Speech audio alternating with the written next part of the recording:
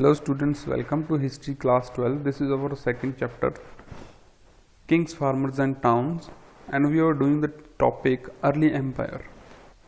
In Early Empire we have discussed about the Mauryan Empire, Magadha. Now, how important was the empire? This is our subtopic 3.3. So students, कि ये empire कितना ज़्यादा important था, इसके बारे में historian began reconstructing early history in 19th century. जब अंग्रेजों का राज था इंडिया के ऊपर तो उन्होंने पुरानी हिस्ट्री को रिकंस्ट्रक्ट करना शुरू कर दिया। तो उन्होंने पाया that modern empire was the major landmark in Indian history. All of you know, in early 20th century and in 19th century India was under colonial rule. British हमारे ऊपर राज करते थे, तो उन्होंने हमारे देश की हिस्ट्री को रिकंस्ट्रक्ट करना शुरू कर दिया। 19th सेंचुरी और अर्ली 20th सेंचुरी में उन्होंने बहुत कुछ ऐसा फाइंड आउट किया जो कि एक्साइटिंग था। The empire in early India were both exciting and challenging. ऐसा कैसे पता चलता था? क्योंकि उनको बहुत सारे एविडेंस मिले थे। कुछ ऐसे आर्कियोलॉजिकल फाइंड्स मिले थे in Mauryas, including stone sculptures, were consider to be example of spectacular art. ऐसी कला जो पहले कभी ना देखी गई थी और ना उसके बाद कभी देखी गई। एंड अशोकन इंस्क्रिप्शंस, अशोका ने जो पत्थरों के ऊपर अपने मैसेजेस लिखवाए थे वो एक स्पेक्टेकुलर चीज थी जो पहले किसी ने नहीं लिखी थी और ना ही बाद में किसी रूलर ने ऐसा किया था। अशोका एक इम्पोर्टेंट और पावरफुल राजा था। He was humble than later rulers who adopted the grandiose title. Ashoka एक ऐसा राजा था जो बहुत ही ज़्यादा हम्बल था as compared to later rulers. जो बाद में राजा है उनके कंपैरिजन में अगर हम कहें कि बहुत सारे राजा ऐसे हैं जिन्होंने बहुत अच्छे नाम कमाया है, लेकिन अशोका के कंपैरिजन में उनकी पर्सनैलिटी इतनी अच्छी नहीं थी। तो जो बहुत सारे लीडर्स थे, जो फ्रीडम फाइटर्स थे, वो अशोका को एक इंस्पायरिंग फिगर मानते थे। तो empire lasted up to 150 years. Modern empire कितना इंपॉर्टेंट था इसका पता ऐसे चलता है कि ये 150 साल तक रहा वैसे तो, लेकिन 150 साल जो है वो हिस्ट्री की एक लंबे स्पैन ऑफ टाइम में, वास्ट स्पैन ऑफ टाइम में ये बहुत छोटा है। और जब तक ये 150 ईयर्स तक ये रहा एम्पायर, इसने अपनी फ्रंटियर्स को काफ़ी स्ट्रॉन्ग किया। इस एम्पायर की एक खास बात थी कि इसके टाइम में जब 2nd सेंचुरी BCE की बात करें तो new chiefdoms and kingdom emerged in several parts of subcontinent. मतलब अशोका के समय में और अशोका के बाद साउथ इंडिया में, या कह सकते हो आप अफगानिस्तान में, नॉर्थ वेस्टर्न जो कह सकते हो, वहाँ पर छोटी छोटी किंगडम्स एमर्ज होने लगी, जो मतलब ये मॉडर्न एम्पायर से अलग करने की कोशिश करने लगी। Next topic is new notions of kingship. राजा के बारे में कुछ नए तरीके की सोच डेवलप होने लगी थी लोगों में। पहले था एक बहुत बड़े एम्पायर का एक ही राजा, जैसे हम मॉडर्न एम्पायर की बात करते हैं, अशोका की बात करते हैं, लेकिन अब राजा की नोशन जो थी वो चेंज हो गई थी। क्यों चेंज हो गई थी? सबसे पहले हम बात करेंगे chiefs and kings in the south. South में छोटे छोटे ग्रुप्स थे, फैमिली ग्रुप्स कह सकते हो, जो एक तरह से क्लैंस कह सकते हो, कबीले कह सकते हो। The new kingdom that emerge in Deccan and further south including chiefdoms of Cholas, जिनमें चोलास, चेरास एंड पांड्यास थे। सो आपने अगर 7th क्लास में पढ़ा होगा तो चोलास, चेरास और पांड्यास जो थे ये हमारे अर्लियर एम्पायर थे आफ्टर मगधा। मगधा के बाद आने वाले जो इम्पोर्टेंट एम्पायर थे, इम्पोर्टेंट नहीं कह सकते हम, साउथ इंडिया में छोटे छोटे जो एम्पायर थे जो आपस में ही लड़ते रहते थे, वो थे चोलास, चेरास एंड पांड्यास। उनके बाद गुज्जर प्रतिहारा वंश जो थे एक्सेट्रा, वो इस तरह के कुछ छोटे छोटे एम्पायर जो थे वो एमर्ज होने लगे थे। ये कहाँ एमर्ज हुए थे? तमिलकलम।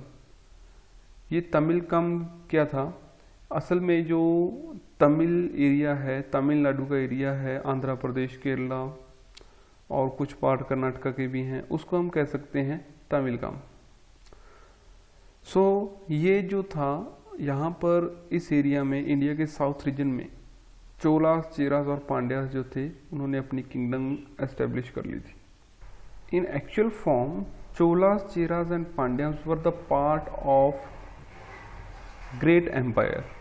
These were chiefdoms and chiefdom had chiefs, यानी कि ये सरदारियाँ थी, छोटे छोटे स्टेट्स थे बंटे हुए, उस बड़े एम्पायर के छोटे छोटे स्टेट्स थे जिनको राजा ने एक चीफ को सौंप दिया था, एक सरदार को सौंप दिया था।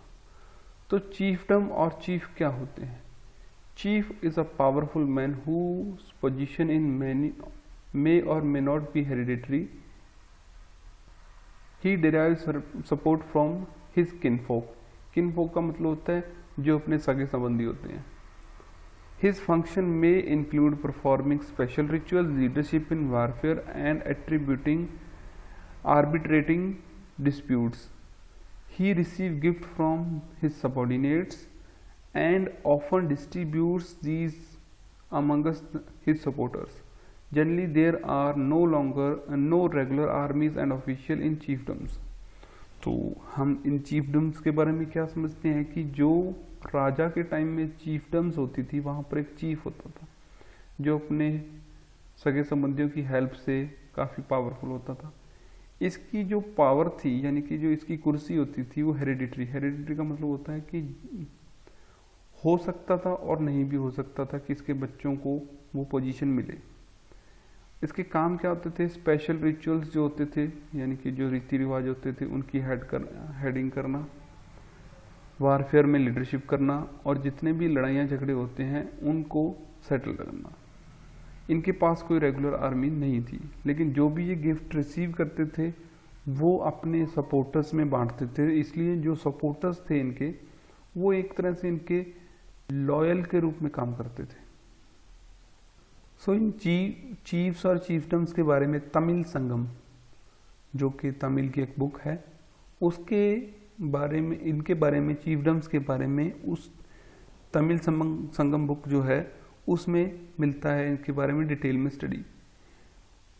क्या कुछ मिलता है इनके बारे में? चीफ्स के बारे में पोएम्स लिखी गई हैं, and the way in which they acquired and distributed resources, ये सब कुछ उसमें लिखा हुआ है।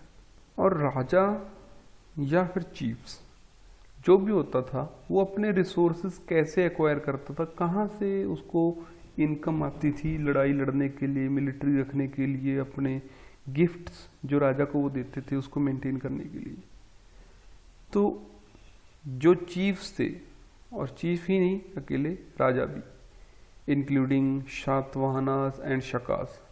सातवाहना जो हैं वो वेस्टर्न पार्ट और सेंट्रल इंडिया में उन्होंने राज किया था। शकास जो थे वो सेंट्रल एशियन ओरिजिन के थे। ये राजा उस टाइम के थे, सातवाहना और शकास उस टाइम के थे जब इंडिया में मौर्यन एम्पायर था। तो सातवाहना रूलर्स और शकास, ये जो लोग थे, ये रिवेन्यू कहाँ से लेते थे? क्योंकि राजा और चीफ, इनको जब भी लड़ाई की जरूरत पड़ती है तो लड़ाई करते हैं। लड़ाई करने के लिए सैनिक चाहिए, बहुत सारा पैसा और बहुत सारा मतलब रिसोर्सेज चाहिए। लेकिन ये रिसोर्सेज कहाँ से आते थे? क्योंकि इनके पास इतने रिसोर्सेज नहीं थे। तो ये क्या करते थे? ये रिवेन्यू लेते थे, क्योंकि उस टाइम एग्रीकल्चर नहीं होती थी। तो किस चीज़ का रिवेन्यू होता था? लॉन्ग डिस्टेंस ट्रेड्स का।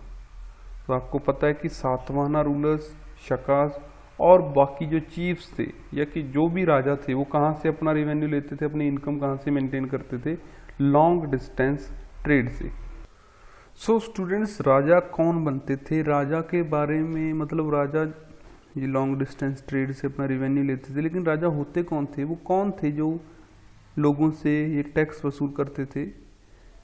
तो इनके ओरिजिन के बारे में कोई ज़्यादा जानकारी नहीं है, क्योंकि मौर्यंस जो थे, मौर्यन के बारे में एक अलग से स्टोरी है। सातवाहना जो थे, इनके बारे में अलग से स्टोरी है। लेकिन कहा जाता है कि जब ये पावर में आ जाते थे तो अपने आप को किसी और बैकग्राउंड का, मतलब कि अच्छे बैकग्राउंड का बताने लग जाते थे।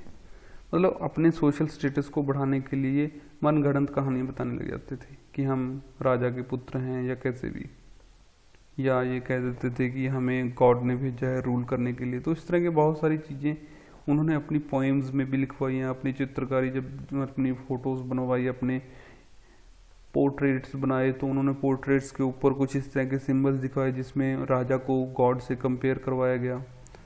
तो ये सारी चीज़ें बताती हैं कि वो लोग अपने आप का अपना ओरिजिन जो थे वो कहीं ना कहीं छुपा भी लेते थे, जो किसी अच्छे सोशल बैकग्राउंड से नहीं आते थे। सो स्टूडेंट्स, नेक्स्ट टॉपिक जो है वो हम करेंगे डिवाइन किंग। उससे पहले तक आप सारे नोट्स कंप्लीट कर लीजिए, असाइनमेंट आपको दी जाएगी, आप कुछ अच्छी तरह से कीजिए। Thank you.